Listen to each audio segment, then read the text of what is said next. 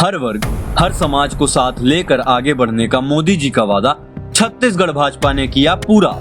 भाजपा के प्रत्याशियों की दूसरी लिस्ट रिलीज कर दी गई है।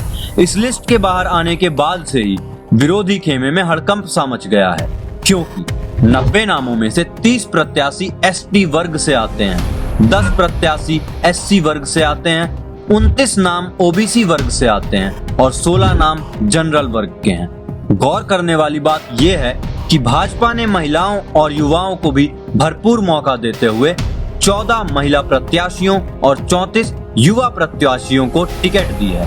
भाजपा के इस लिस्ट से हर वर्ग खुश है, क्योंकि हर वर्ग का प्रतिनिधित्व करने वाले प्रत्याशी हैं। कोई भी वर्ग को वंचित नहीं रखा गया है। प्रदेश की जनता में इस लिस्ट के आने के बाद से भाजपा के लिए एक बहुत बड़ी समर्थन की लहर उठ गई है।